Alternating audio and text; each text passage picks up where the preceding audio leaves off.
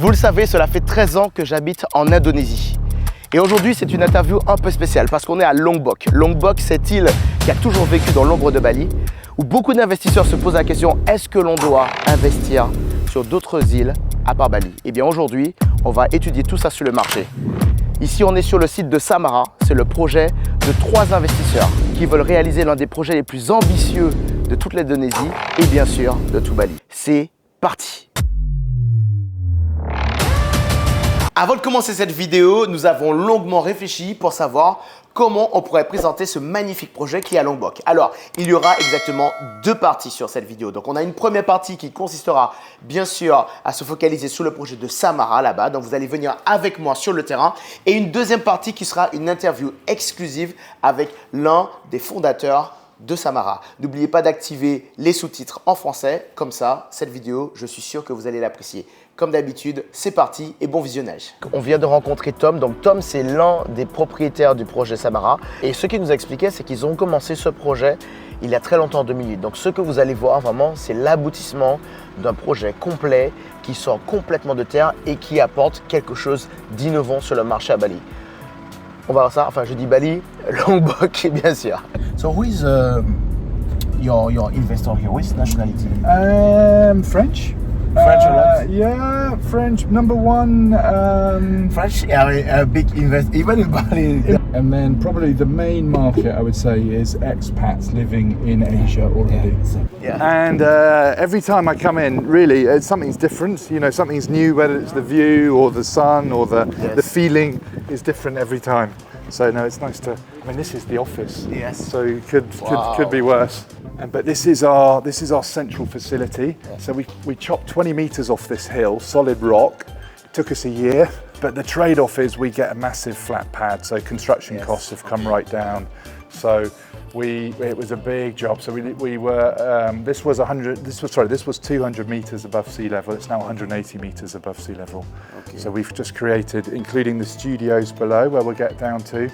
But we've created a massive flat pad. So this is our center point of the Samara Bay site, where we centralize our facilities. Yes. So we call this the clubhouse, and it's basically designed as a sundial.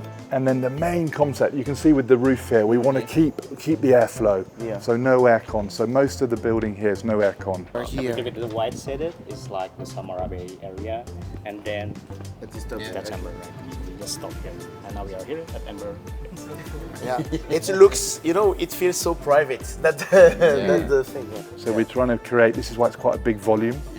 5,000 square meters up here. So we want people to spend a lot of time and hopefully a bit of revenue up here in a day club setting. So then if you look at the second pool, the one on the left of the screen there, you see the cabanas in the pool there. Those are sunken seating, again, revenue spend, minimum spend. So that's our west-facing sunset bar. So we're trying to, that's our high revenue, hopefully, area. So we design it that our minimum cost per square meter is in the east, the gym, a few bicycles, bit of spinning, PT classes, and then our highest cost per spend is in the west. So when it's supposed to be finished? So linked to villas. Okay. So we're trying to open in 2026. The design has been. Yeah, the design what we are doing is divide basically like in 2 types. That is the signature one and the bespoke one. The signature is more like a pre-made design that we customize in a simple area, just to be cost effective from the design point of view, from cost point of view. So it's like a scale economy, try to purchase like the same material for different villa, but every villa is not a copy paste. It's always like an interpretation of the same element that are going to be interpreted in the different plots.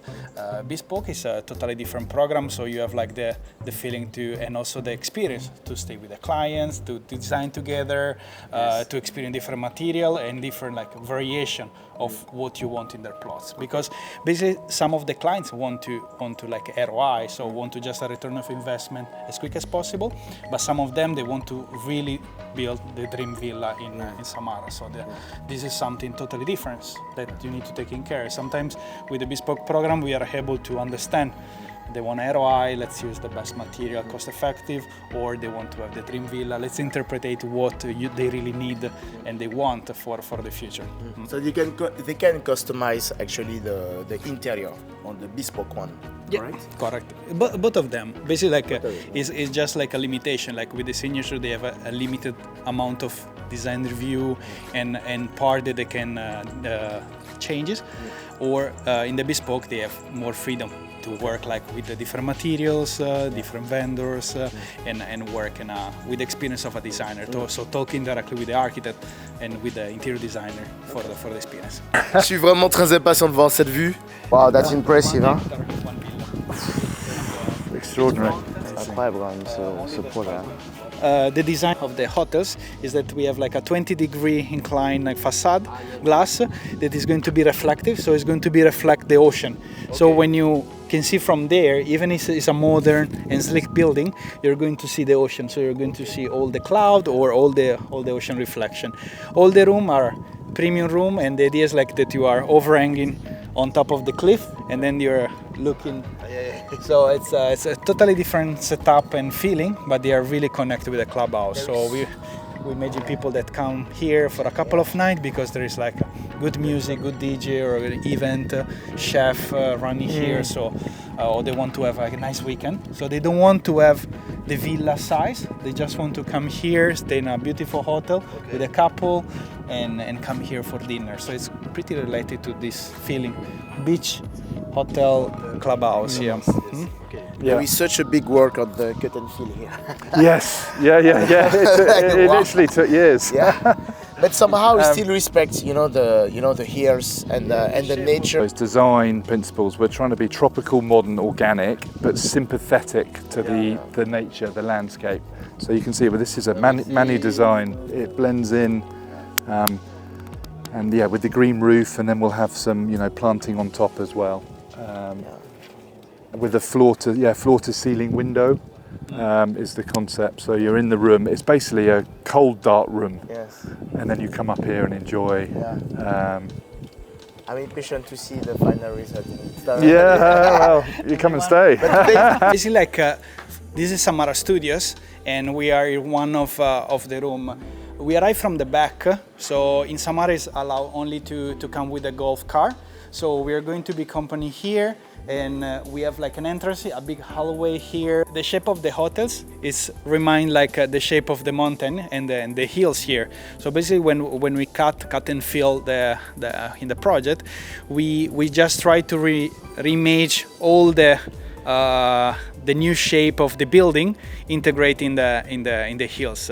At the end, our idea is to have the presidential suite, what we call that is going to have a 3-side glass overlooking the bay, and is going to have like a 2-side with inclined facade.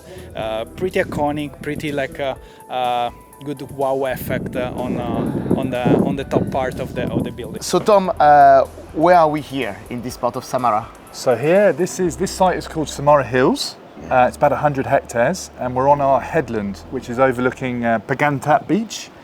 And this particular building is a training spa. Yes. So this isn't a permanent building, but one of the concepts we have at Samara Hills is to work with the community hand in hand.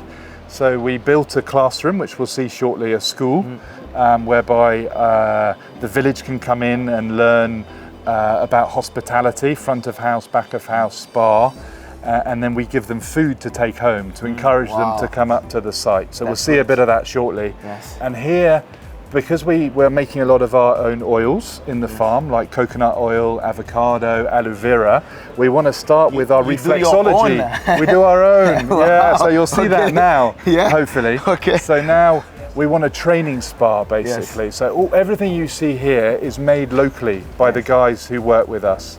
So the wood, the stone, this is all from when we dig out the roads, all of the stone is from site. So everything here is handmade. Okay. So it's a key part of our story. Working with the local guys, with sort of a lot of sort of sweat and so this training spa basically is where we will train our spa therapists. So again, we invite the local villagers to come up. They don't have to pay anything. We'll give them a 1-year training program in aromatherapy, reflexology. So we hire like a spa consultant, and they come up and learn, teach us a thing or two about Sasak local Yeah. Lombok massage, and then we'll say, well, some of our guests might like a Balinese So who is the massage. test subject? That's the question. That's one of the good. surprises. Okay, that's good. Yeah. And what a nice view. You were telling me that actually this beach is very special. Yeah, this is my favourite beach in Because- Lombok actually. It's called Pagantap. Okay. This beach, as you can see, not much activity Yeah. at the moment. It's I about mean, it's perfect. It's about pristine. pristine, and quiet. yeah. White, And you- white sandy beaches, and here we have a reef. Most of the south coast of Lombok has a reef, not dissimilar to Bali.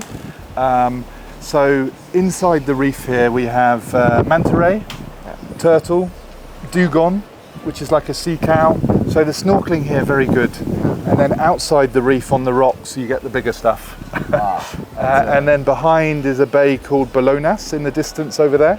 If you can see that stretch of water, that's where you have the hammerheads. So it's quite famous dive site in Lombok, and surf break.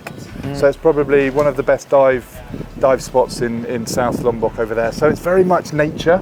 So why we like this beach and this bay, as you can see, it's all about nature and the And, natural, yeah. beautiful Indonesia. And the community. And the community, And yeah. the community, making sure that, yeah. Exactly, working hand in hand. We're not trying to disrupt it. We're not trying to come in with a big sort of tourism development footprint. We're trying to come in softly and work with the guys who live here and lived here for sort of generations. Yes. So how can we work together is our philosophy. So that's around food, education. That's our two main pillars basically. Okay. So we've got about 400 people from the villages that come up to the site every week at the moment. And then they'll come and hopefully learn about some hospitality. It might be spa where we are now. Yes.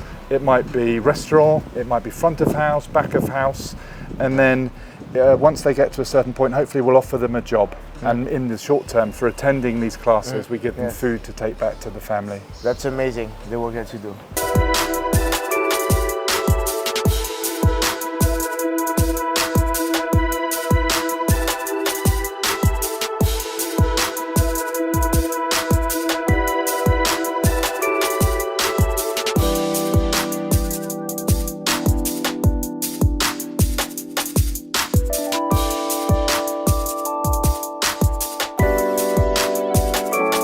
Voilà, j'espère que vous avez apprécié la première partie de cette vidéo, donc le projet de Samara. Maintenant, on va parler directement avec l'un des fondateurs. Je vous présente Eric. Bienvenue Eric. Merci, c'est gentil. Moi, ce qui me choque toujours, je vais être honnête avec toi, D'accord. c'est que entre Bali et Lombok, il y a une longue histoire.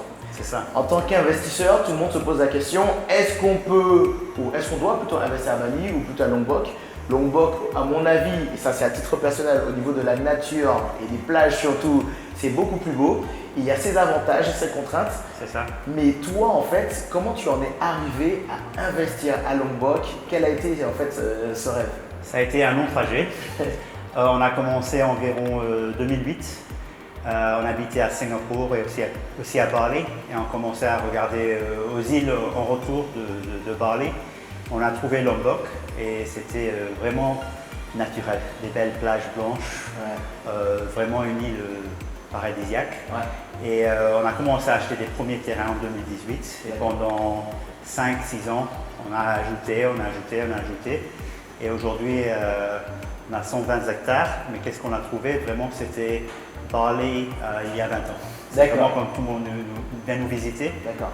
Ils disent, ils trouvent qu'il n'y a pas de circulation, il n'y a pas de trafic. Ouais. On voit toujours les vaches qui se Ouais, baladent c'est sur ça. la route. Et ça nous a donné une expérience très différente. Et on adore aussi parler, mais bien sûr pour le calme, pour le paysage, c'est une autre expérience. Eric, tu parles très bien français, mais tu n'es pas français, donc C'est tu ça. viens d'où exactement? C'est gentil, je m'excuse un petit peu pour mon français, c'est pas ma première langue, mais mon père était portugais et ma mère française, mais j'ai grandi à Londres. D'accord. Et maintenant, ça fait une douzaine d'années en Asie, entre Bali et Singapour. D'accord. Parce que tout à l'heure, tu as dit le projet Samara c'est 2018, mais c'est 2008. 2008, excuse-moi. Voilà, Oui, oui. 2008 à 2014 en fait que vous avez fait la C'est mission. ça fait 5-6 ans, ça nous a pris à acheter D'accord. 120 hectares. D'accord. Et après ça, on a attendu pendant 2-3 années que tous les routes autour, le gouvernement a ouvert un nouvel aéroport, l'électricité est venue à l'endroit. D'accord. Et à partir de 2018-19, on a commencé tous nos travaux sur le terrain. Alors tu dis souvent on. Et qui est on en fait? Parce que tu n'es pas tout seul alors. Non, on est trois. D'accord. Trois amis et business partner. Ouais. On est toujours amis, c'est important. Ouais. Et on est trois. On s'est rencontrés en Angleterre et on est venus tous en Asie. Et on est business partner sur Samara, le projet qu'on a à Lombok, et plusieurs autres projets aussi. Et on habite tous à Bali. D'accord. Alors, tu viens, donc tu m'as expliqué, donc tu as habité un long moment à Singapour. C'est ça. Tu as voulu investir un moment avec tes associés Oui. sur le projet. Et qu'est-ce qui vous a fait vraiment vous décider entre Bali et Lombok? Est-ce que tu as déjà cherché sur Bali et puis tu as comparé? Comment vous êtes venu à l'idée de C'est ce ça. projet? Et ben, même en 2008, on pensait que Bali était déjà trop développé. Je sais. Et on ne pensait pas que ça allait grandir et pousser encore comme c'est grandi aujourd'hui. Alors on regardait tous les îles autour de Bali et même plus loin, mais en Indonésie. Ouais. Et le gouvernement avait fait un grand projet pour avoir 10 nouvelles Bali. On a visité tous les 10 et on a trouvé 3 ou 4 qui étaient plus avancés. Et le plus avancé, c'était Lombok. Ils étaient en train de construire un nouvel aéroport, un terrain pour les bateaux de croisière, des grandes routes, des power plants pour l'électricité et beaucoup d'infrastructures. Ça nous a donné beaucoup de confiance pour aller investir là-bas. Mais aussi, on avait les prix, bien sûr. Les prix peut-être 20 à 30 fois moins chers que Bali. Aujourd'hui, à Bali, on achète des terrains pour 25-30 ans, que là-bas, on peut toujours acheter à 90 ans. C'est encore possible C'est là-bas. encore possible, avec les vues plein mer. C'est ça qui fait vraiment la différence. Comment vous choisissez votre terrain? Parce qu'en plus, en 2008, faut y retourner. Moi, je suis arrivé en Indonésie en 2011. Et déjà là, on se disait, c'était certaines parties de Lombok ou de Bali. Oui, au début, il n'y avait même pas de route. Nous, on est au sud de Lombok et il fallait aller en moto tout terrain. Wow. Et on avait une grande équipe. On a visité plus que 1000 sites en tout. Wow, 1000 sites? Plus que 1000 sites autour de sud de Lombok. Combien de temps pour faire 1000 sites? 2 ans, 3 ans. Ah, vous avez cherché votre terrain pendant 3 ans à peu près? Au début pour trouver les bons terrains. D'accord. Et après, on avait plus qu'une cinquantaine de choses qu'il fallait avoir sur les terrains. On voulait qu'il y avait pas plus loin qu'1 heure de le nouvel aéroport. Il fallait qu'on ait des vues de partout sur le terrain, pas juste un endroit. Il fallait que les gens qui habitaient autour du village et du terrain veulent qu'on vienne. Il y avait beaucoup de choses qu'on poussait et on a trouvé vraiment les 2 terrains. On était un des premiers à acheter en grande quantité, comme ça. Ça nous a pris peut-être 4-5 ans à acheter et après on a commencé des programmes avec les écoles, avec tous les gens qui habitent là-bas, avant de commencer les travaux peut-être 2-3 ans plus tard. Vous trouvez votre terrain, vous dites c'est celui-ci. Il y a eu pas mal d'histoires qu'on m'a racontées pour le trouver. Donc, vous êtes monté sur la montagne, il y en a qui sont perdus. Il fallait monter avec quelqu'un à l'avant avec une machette qui découpe. Il y en a les premiers investisseurs qui ont acheté leur terrain.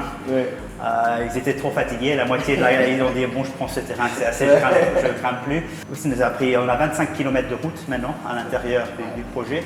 Mais au début, il fallait marcher le tour. Ça prenait 4-5 heures juste pour monter faire le tour du terrain.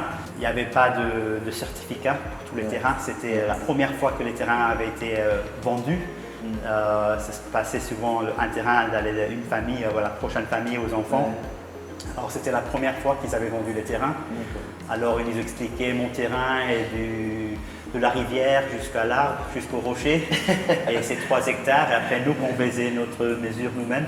C'était la moitié. Alors il fallait toujours négocier. Et ça a pris du temps. Et après il fallait faire ça officiellement avec le BPN pour enregistrer ça. Alors avant qu'on ait commencé à vendre au marché, on a dû être sûr que tout était bien et direct. Et on a dû commencer à mettre les routes, l'électricité. Mais bien sûr, ça prend du temps. Et ça se voit en fait, et ça se ressent dans ce que tu dis que Samara c'est un rêve entre guillemets. C'est ça. On a commencé, on ne pensait jamais que ça allait prendre une dizaine d'années. Mais le projet est devenu de plus en plus grand, 120 hectares. On a peut-être 400 personnes qui travaillent maintenant à Samara. On a un beach club, 3 hôtels, des terrains de tennis et plus que 300 terrains vendus maintenant. Alors le projet a continué à grandir et on a une communauté d'investisseurs qu'on est très contents. On espère ouvrir à la fin de 2025. Alors on est très excités. Pour être super honnête, j'ai toujours été hésitant entre Bali et Lombok. Oui. Quand j'ai vu ton site, je me suis dit waouh, si je dois investir à Lombok, c'est vraiment investir en fait sur le projet. Est-ce que tu peux donner la vision de ce projet? C'est comment vous achetez le terrain, comment vous en êtes venu à dire on va faire des villas, on va faire un beach club? C'était quoi la vision à l'origine? Il y a beaucoup de monde qui vient nous visiter aujourd'hui en disant waouh, quelle vision! C'était pas la vision il y a 12 ans. On a commencé honnêtement juste à acheter plein de terrains parce que c'était beau, on voulait que ça grandisse. Peut-être en 2016-17, on avait des amis, des premiers investisseurs qui commençaient à dire est-ce que vous voulez bien me couper un petit bout de ce terrain? On a commencé, même sans faire exprès, on a vendu 10 à 15 terrains. Et après, on a dû commencer à mettre une route. Après, tout le monde, est-ce que vous pouvez m'aider à construire une villa? Et après, où est-ce que je vais manger? Alors, on construit un restaurant. Et ça a grandi comme ça. Sur 3 ans, ça a vraiment grandi. On a essayé, la vision aujourd'hui, c'était qu'est-ce que nous, on voulait pour nous-mêmes. On voulait que tous les villas ont des vues magnifiques sur la mer. On voulait qu'il y ait des restaurants de luxe. On voulait qu'il y ait une communauté de personnes qui veulent un séjour différent que Bali. On adore Bali, on habite tous ici, mais on voulait quelque chose qui soit un peu plus relax, mais vraiment luxe et beaucoup d'espace. Vous avez mis donc un beach club, il y a même une ferme organique. C'est ça. C'est ça. La première fois que j'ai mangé des feuilles c'est des feuilles aux habits. C'est ça, ça me surprend quelque part. C'est 10 hectares de ferme organique. Ouais. On est un des premiers qui ont une certification organique en Indonésie. On a 10 hectares. Aujourd'hui, ça donne assez de nourriture pour les 400 personnes qui travaillent chez nous. Et on espère continuer ça. On travaille aussi avec des fermiers autour du projet. Et l'idée, c'est les gens peuvent venir voir comment ça marche dans une ferme organique. On a une app sur les téléphones qui peuvent demander qu'est-ce qu'ils veulent. Ça va être livré chez eux dans leur villa. On a, pas encore, mais il y aura 6 restaurants, un terrain de tennis, un terrain de paddle, un beach club et le gymnase. Et on a déjà des terrains pour faire de la balade, du vélo, 5-10 km. Le spa qui vient d'ouvrir il y a 10 jours. Avec une vue magnifique. C'est ça, alors on est très content le spa. Il y a plusieurs spas qu'on va, on va continuer à construire plusieurs spas. Alors l'idée c'était vraiment d'avoir quelque chose de très différent. Il n'y a pas beaucoup de destinations comme ça, on trouve en Asie, qui a cette taille et ce niveau de luxe et une communauté qui connaissent Bali, mais qui voulaient aussi quelque chose de très différent. Et vous redonnez aussi beaucoup à la communauté, ça je sais. Vous avez créé des écoles, comme tu disais tout à l'heure. Comment vous formez en fait toutes ces personnes qui travaillent sur le projet? Eh ben, avant qu'on ouvre en 2025, fin 2025, même début 2026, il nous faut entre 600 et 800 personnes pour travailler dans les restaurants, dans l'hôtel. Et il n'y a pas ce niveau d'expérience encore à Lombok. Alors on a commencé à faire notre école de hospitality. Ça prend du temps, ça fait 3-4 ans maintenant. Alors on a le premier qui commence à sortir de l'école. Mais on pense que c'est vraiment un projet long terme. Et bien sûr, il faut amener l'expérience en dehors de Lombok. Alors plusieurs de Jakarta, de Bali. Mais pour nous, c'est très important de travailler et d'être en communauté avec les gens qui habitent autour. Et maintenant, il y a peut-être 400 élèves dans l'école de hospitality. Et on continue à grandir, mais j'adore voir cette expérience et voir comment les gens commencent à apprendre. Et ils sont excités de voir qu'est-ce qui va venir. Tu parles aussi de la population à Lombok. Mais pour toi, quelles sont les spécificités de cette population? Qu'est-ce que Lombok a comme argument, on va dire, par rapport à Bali? Parce que toi qui as vu cette évolution, tu vois, de l'île, est-ce que tu peux nous en dire plus? Pour moi, c'est la nature. On sort de l'aéroport de Bali, bien sûr ici on est directement sur la circulation, bien, on a les restaurants, on a un genre de vie un peu différent. À Lombok, on sort de l'aéroport dans 10 minutes, c'est un petit aéroport, on conduit 20 minutes, on est déjà à la plage. Il y a des rizières, des grands terrains, c'est vraiment pas développé. Ça donne l'expérience vraiment d'être en nature, mais aussi d'avoir des plages avec du sable blanc, la mer turquoise, et ça n'a vraiment pas été touché. Et on essaie de continuer ça, on fait un développement, mais c'est important que ça soit sustainable pour l'avenir. Donc Lombok aussi, ils ont développé pas mal de choses sur Lombok. Il y a eu le MotoGP. Oui. C'est un des plus gros développements qui s'est fait en fait sur l'île. Il y a quoi d'autre qu'ils ont amélioré au fur et à mesure du temps? L'aéroport, moi j'ai vu l'aéroport qui a... L'aéroport, le MotoGP, bien sûr. Pour les villas, il y en a qui aiment bien avoir la vue du MotoGP de leur villa. Pour nous, c'était pas la raison qu'on est venu, mais le MotoGP, c'est le sport qui est le plus regardé en Indonésie. Alors, ça donne beaucoup de awareness sur Lombok. Maintenant, ils viennent de construire 2 écoles internationales. Ils ont l'hôpital aussi, plusieurs hôtels et beach clubs.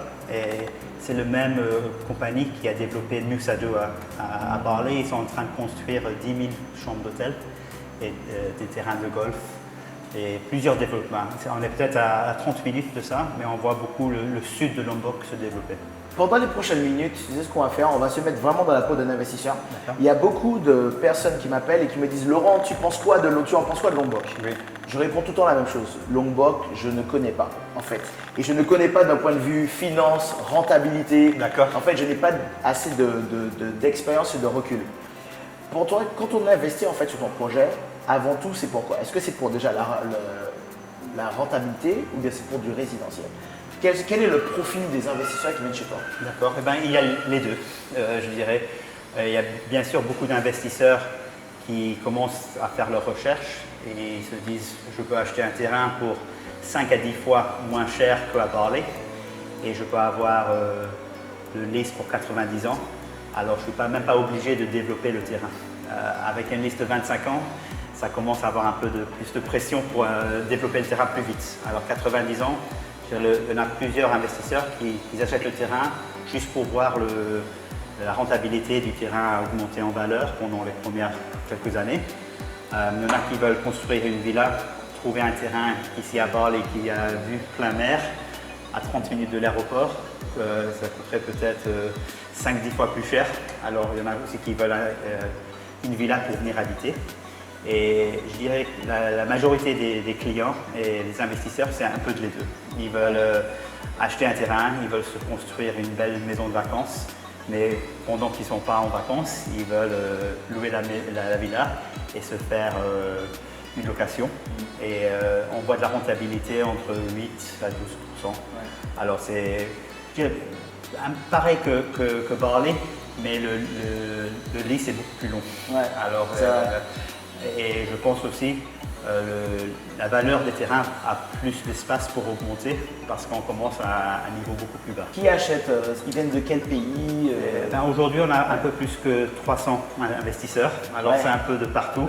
Mais je dirais on a beaucoup de Français, beaucoup d'Allemands. C'est vrai, les Français s'intéressent beaucoup à ce projet?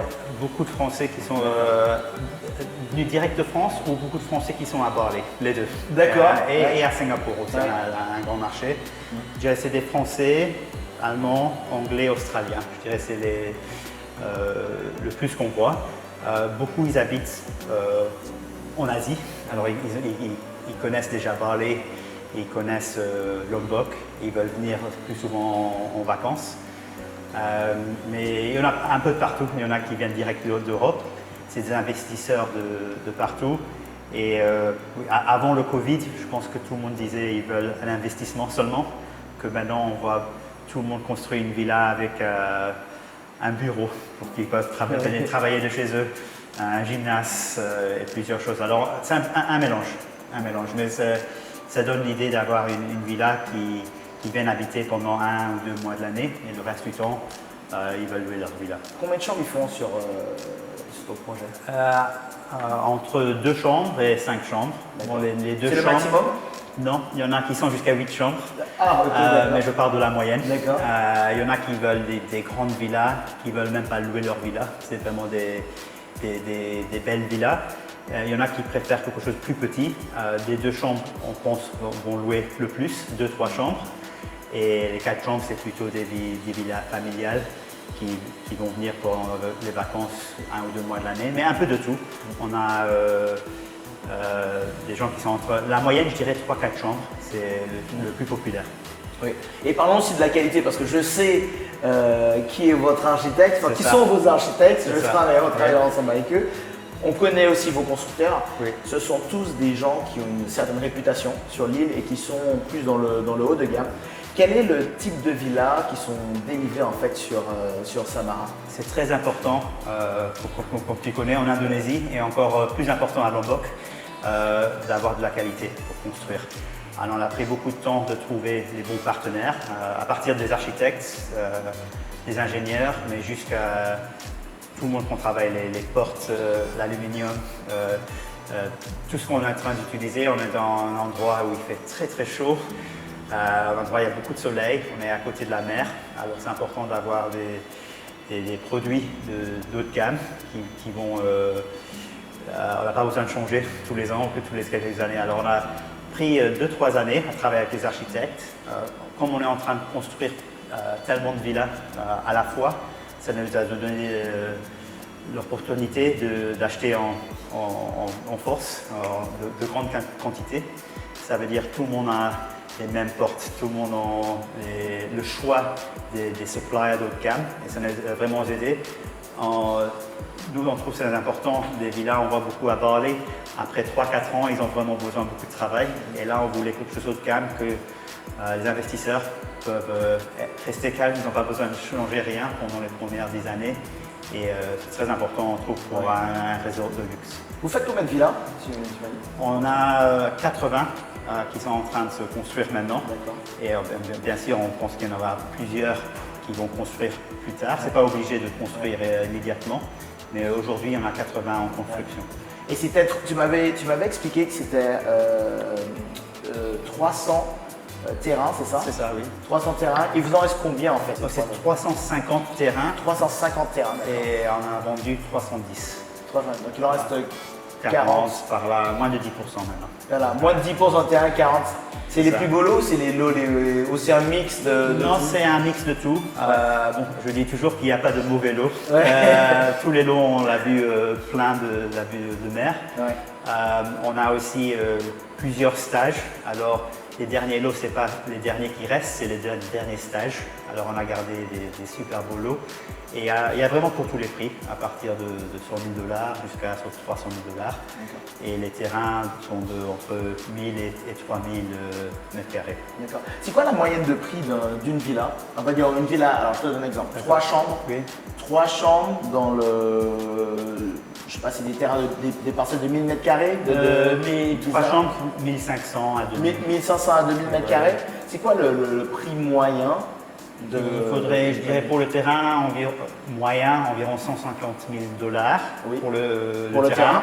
Ouais. Le terrain vient avec la route goudronnée, avec l'électricité, avec l'eau. Dans tous les investissements dans les infrastructures. Déjà ici avec le terrain, qui sont c'est déjà- ça. exactement. Et après la villa, une 3 chambres de luxe clé en main, avec tous les meubles, tout fini, environ $400 000. Donc 550. 550 000 $ à 3 chambres et ça va jusqu'à quel prix? Les plus grandes villas, 2-3 millions de dollars. Ouais. C'est des gens qui sont en train de mettre 2-3 piscines. 3 piscines, ouais. Ils veulent une piscine dans toutes les directions.